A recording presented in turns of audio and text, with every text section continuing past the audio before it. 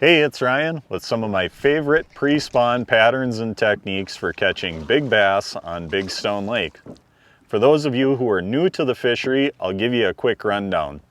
Big Stone is a border water of Minnesota and northeast South Dakota. It has no closed seasons. You can fish year-round out here. It's a large body of water. It's about 26 miles long, about 12,500 acres. It's roughly a mile wide and has somewhere around 72 miles of shoreline. So there's a lot of areas to fish out here.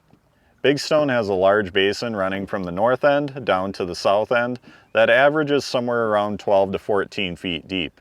That basin is surrounded by a main lake break that consists of gravel, sand, and rock for the most part. That break drops from 6 feet down into that 12 to 14 foot basin.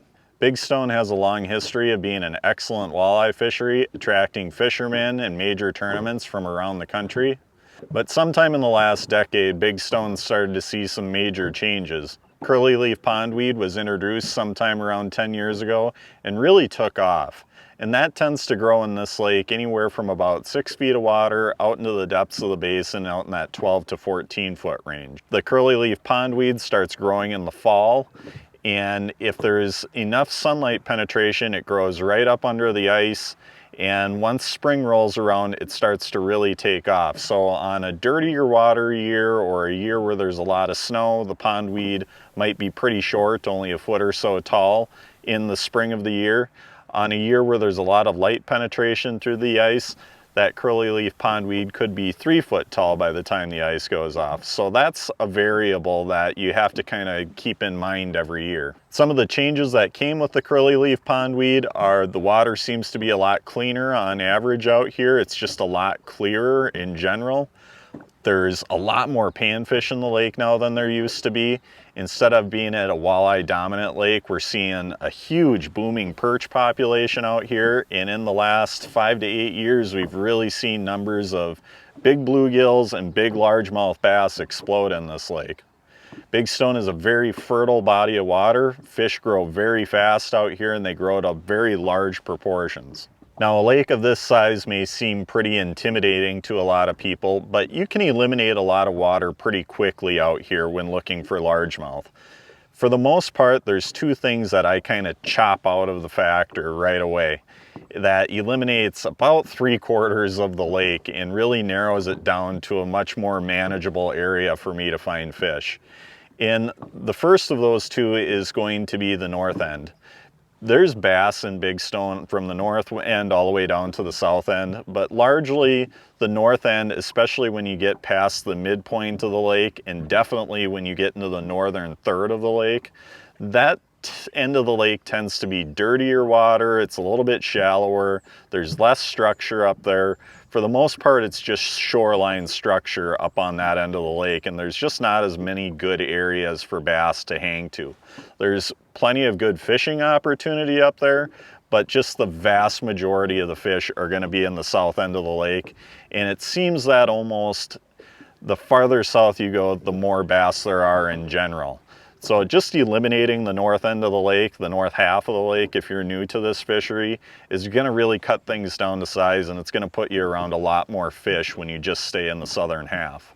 The other thing that I've noted over the years is I've spent a lot of time out in deeper water fishing on this lake, and for the most part, I just don't have a ton of success on bass out there. There's definitely days where you can get into them out in the depths, definitely stuff, you know, midsummer into fall.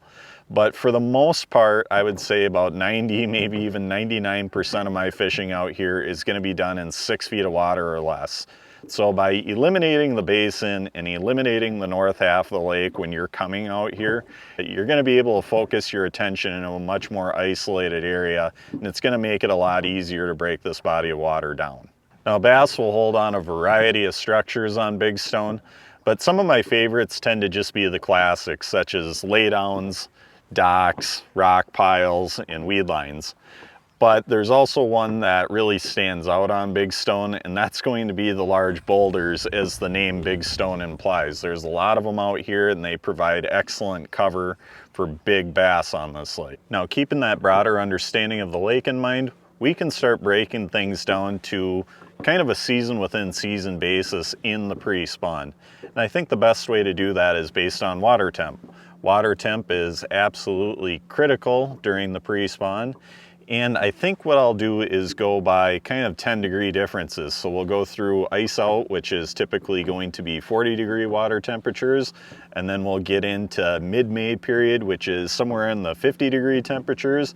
And then we'll end things kind of around that Memorial Day weekend. And that is just edging right up to the spawn. And that's when things get into the upper 50s and the lower 60s. Beginning with ice out, water temps tend to jump up into the 40s right away. It is a period that can last, a week or 2 weeks. It kind of depends on the year. But when water temps are in the 40s, fishing can be downright tough at times. But there are days where it can be excellent too. It seems to be a little more hit or miss at that time of year.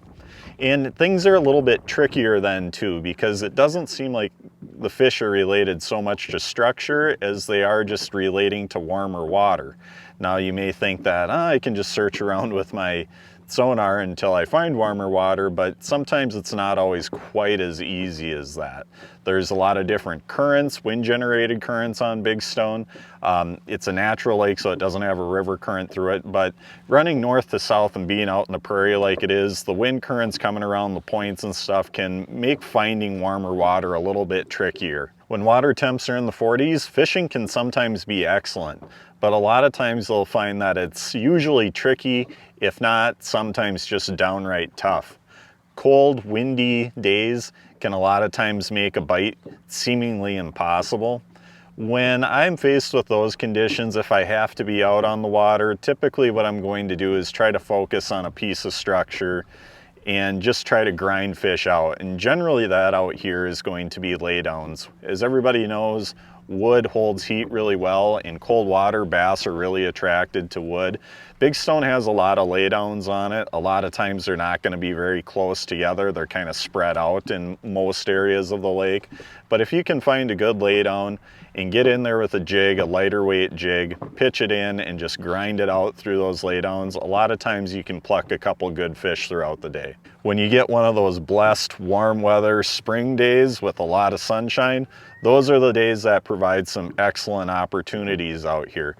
When the water's cold and it's in the 40s, I typically am not going to find fast fishing on big fish at that time of year, but a lot of times I can find just fast action in general. And what happens is when things are still cold, but you get a warm trending day where the temperatures are really going up quickly, a lot of times schools of bass will move out of the depths, out of their wintering areas, and they'll come up into the bays and they'll seek out the benefits of warmer water. And something to keep in mind is finding warmer water out here is not always necessarily just going into the back of the warmest water bay you can find. A lot of times it's just finding the warmer water that's relative to that area. So using a moving bait and doing a lot of searching in some of the larger bays on this lake will a lot of times help you find a very large school of fish. And on those days, sometimes you can catch fish on every cast when the conditions are just right. One of my favorite baits at this time is just using a shad style bait, like a shad wrap or a flicker shad. But since you're going to be in the shallows looking for warmer water, I use the shallow variations of each. A number 7 shallow running flicker shad or a number 7 shallow running shad wrap, something in kind of a chrome pattern or a silver pattern. Those are my favorites at this time. And a lot of times you'll find that when you find the school of fish, which can be a little difficult at times, but once you find that school of fish, it can go every cast for a good portion of the afternoon. Now, what can be frustrating targeting some of these shallow warm water fish when temperatures are in the 40s is that these fish aren't structure related so much. They're much more water temperature related. So just simply finding a spot on a map and going to it isn't going to do you much good at this time. You have to seek out that warmer water. You have to seek out where that school is within a large area of a warmer water bay. When I'm talking about water temperatures, I'm going to be talking about main lake water temperatures, because there's some very, very protected bays in this lake and some protected areas where water temperatures early in the spring can jump up into the lower 60s on a nice sunny warm day, whereas the main lake can still be in the mid 40s. So that's kind of a trap. It can be deceiving. A lot of the fish like to winter out in the deeper water, out in the basin, and then they move up when the water starts to warm up. If you're looking at your graph and you're seeing 60s in a backwater, it doesn't mean that the fish are necessarily ready to spawn. All it's going to take is one cold wind and that's going to be blown right out of there. So bear that in mind. The water temperatures I'm going to be going through are kind of an average of the main lake. Once main lake water temperatures creep up into that 50-degree mark, that's when things start to become fun out here. The fishing becomes a lot more consistent, the fish become a lot more predictable in how they relate to structure, and just things overall get better. I think a lot more fish move in and they tend to stay in when the water temperatures are in the 50s. The trends in the water temperature are still highly relevant. When you have a day that's warming, it's going to make things a lot better for you. When you have a cold front move through, it's still going to hurt the fishing that day, but it's not quite as make or break as when temperatures are in the 40s. By the time temperatures are consistently in the 50s, a lot of the fish have came to the structures that they want to be on, and they're going to relate to those more specifically. So when you have a cold front, it's not necessarily that the school of fish is just going to simply move back into deeper water. It seems like those fish will tend to just stick to the structures that they want to be on and maybe just drop off the edge a little bit, but still be in that relative area. Structures such as rock reefs and rocky points, large boulders, shoreline structures such as laydowns and docks, they all start to become much more relevant when water temperatures are consistently in the 50s. My go-to techniques at this time are going to involve a lot of moving baits. Some of my favorite moving baits are going to be, number one by far is going to be a ChatterBait. It's a great tool out here. You can use it under a variety of situations. You can use it on shorelines. It comes through wood reasonably well if you're around laydowns. It comes around docks reasonably well if you're fishing around docks. You can bump it across rocks. It's just a great technique. Some of my other favorites also include a spinnerbait and also a square bill or maybe a smaller, more of a round body crankbait. I like baits that cover a lot of water, and I like baits that also deflect off of cover fairly well. Fishing cold water, you generally want to fish pretty slow. So when using those moving baits, I'm trying to keep them close to the bottom, I'm trying to keep them close to the structures, and I'm trying to make contact. There's a lot of area to cover on this lake. There's a lot of different structure on this lake, especially in the south end of it. So moving baits allow me to cover a lot more water and just fish a lot more efficiently. The other two techniques that I keep handy when water temps are in the 50s are going to be a jig and a Senko. And I'll use those when I'm fishing specific structures such as boulders or laydowns, but they're also really key when you have a cold front. So when conditions take a southern dive on you, having those baits handy to pick apart an area that previously had fish on it is a good way to try to scratch some bites out when things get tough. At the end of the pre-spawn period, when water temperatures start to edge up into that 60-degree territory, typically kind of in that Memorial Day time period, you'll start to notice distinct weed lines forming out here. And sometimes they'll be a little more distinct than others. It just kind of depends on the year and what the conditions were prior. That's that curly leaf pondweed that typically starts growing in about 6 feet of water. When I get to that time period, the weeds become a lot more relevant. When I'm fishing rock piles, instead of looking for large boulders on those piles, I'll still fish them, but I'll focus a lot more of my attention onto where the weed line meets the rock pile. When I get to this time, my bait choices are still similar as far as using moving baits, but I modify things a little bit. Since I'm dealing with a lot more vegetation, instead of using possibly Colorado blades like I would on a spinnerbait when things are colder in the 50s, I might go more towards willow blades because they help, you know, deflect some of the weeds off them a little better. Instead of using a square bill crankbait, I'll start pulling out a swim jig and using a swim jig a lot more when things start getting up into that 60-degree territory and when weeds become much more of a factor. The ChatterBait at this time is still a go-to bait. It's a great bait throughout the year on big stone, so always keep that one handy. I'll still keep the jig and the weightless Senko on deck and ready to go for when I'm finding specific boulders or specific pieces of structure that I want to pitch at. But the thing that becomes a lot more relevant when the weeds start coming up is going to be the weightless Senko. Just a wacky rigged weightless Senko dropped on a nice weed edge on the edge of a rock pile is a great way to get bites when sometimes the other techniques just aren't getting them to go. At this time, the shoreline structures are still going to be an excellent choice, which they are pretty much throughout the year. So docks, laydowns, large rocks on shorelines, those are all still going to be relevant. Those are relevant pretty much throughout the season. Now, there's a lot of techniques that'll catch bass on big stone. If you have your favorites, by all means throw them. If you've got a lot of confidence in a technique, you know, it most likely will work out here. I pick what I pick simply because they work consistently and they're also efficient just based on the conditions that I'm faced with out here. Now, something that's notable that I left out is the Texas rig, and that's just because I'm a little bit more of a jig guy myself. You can use those two interchangeably. The Texas rig works great out here, so don't be afraid to throw that since I didn't mention it. That's just a personal preference of mine. Now, when selecting rod setups for these techniques, I tend to keep things pretty simple. For my moving baits, I'm usually using a 7-foot, medium heavy, fast action rod. If the water is really clear, I'll definitely consider going to fluorocarbon line. Otherwise, I like to use a lot of braid. For the moving baits, 30-pound braid is something that I tend to like. The braid is nice, especially when you start getting into more weeds. It's just a lot easier to snap the rod tip and break some of the weeds free. When throwing the jig, especially around laydowns, I'll generally use a pretty heavy action rod, like a 7.5-foot heavy action rod. Sometimes I'll use heavier fluorocarbon, 20-pound fluorocarbon or more, but for the most part I'm using heavier braid, 40 or 50-pound braid for that.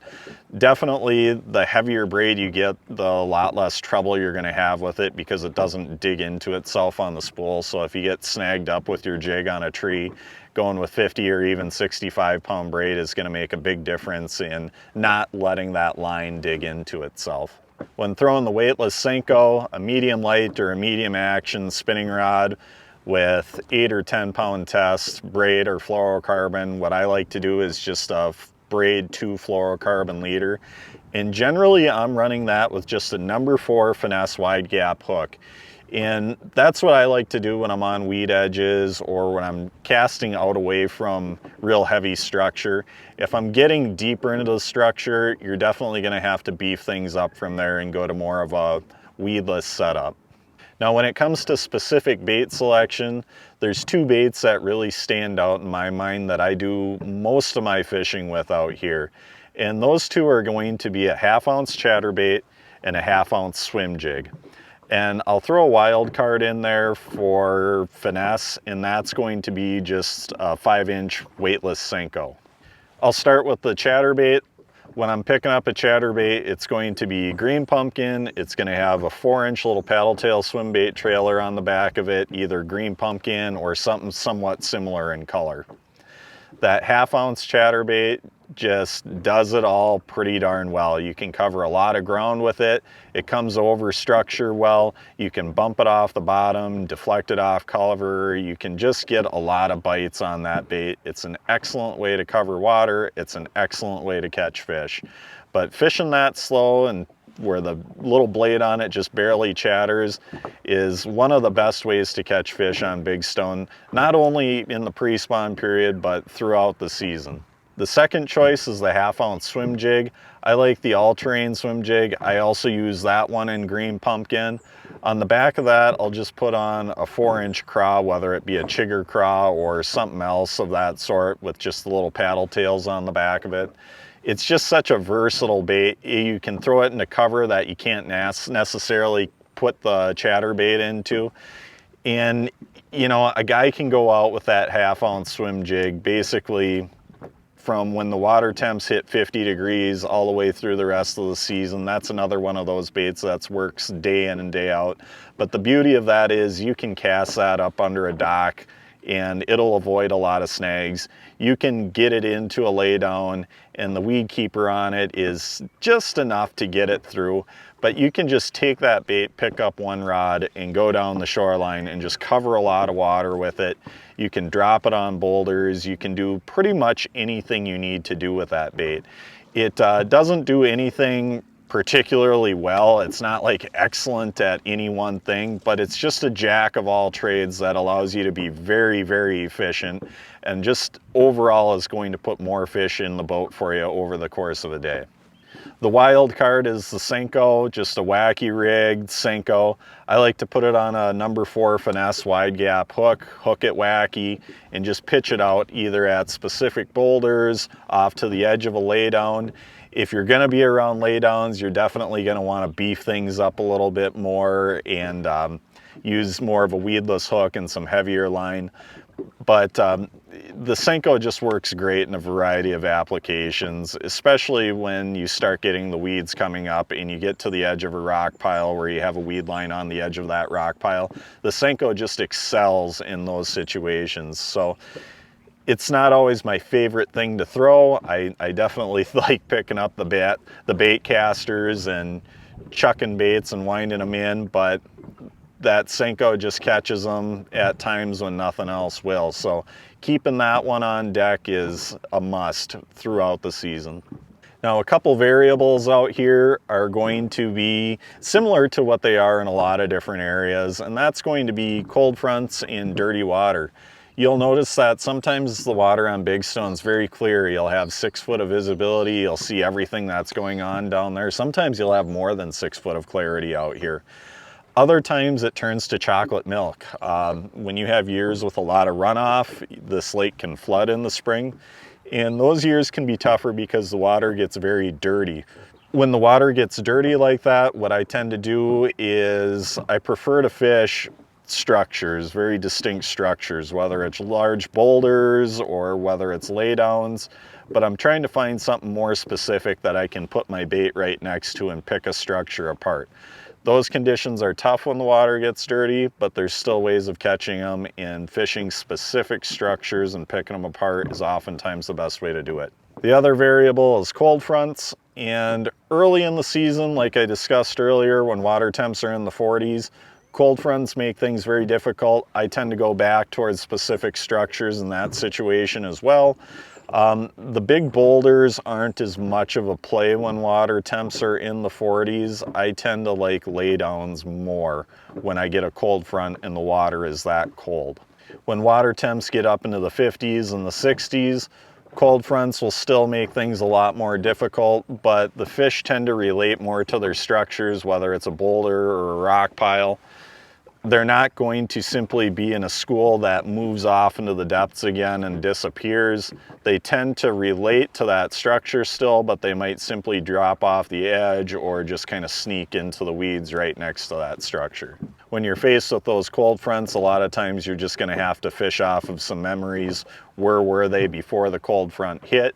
You're going to have to go to those structures and start picking them apart, either with possibly a Texas rig or a Senko or a jig. Just a little recap of what we went over.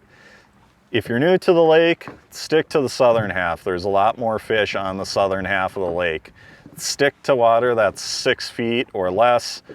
There's definitely opportunity for fish out deeper. There's definitely opportunity for fish farther north, but a vast majority of them are going to be in 6 feet of water or less on the south half of the lake.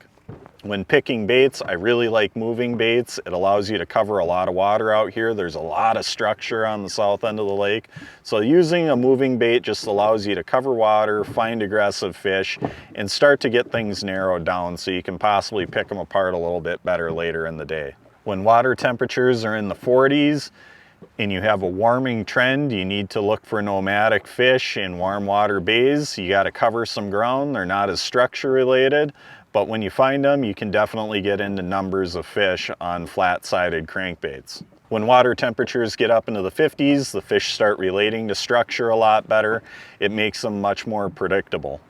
When water temperatures start getting into the 60s, the weeds become more of a factor and a play out here, and it's something to keep in mind, especially when fishing on rock piles. When fishing on rock piles, instead of focusing my attention necessarily on just the boulders, I'll not only look to just the boulders, but I'll also look to where the weed edge meets up with the rock pile itself. And once you get past those 60-degree water temperatures, then you're getting into spawn, and that's a whole nother ball game in itself.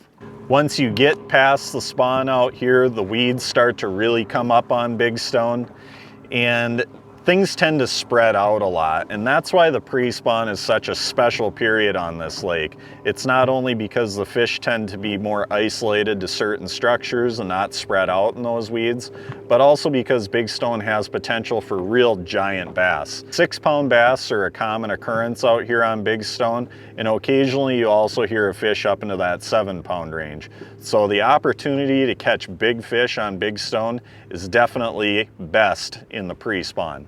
So hopefully these tips help you out here, and good luck fishing.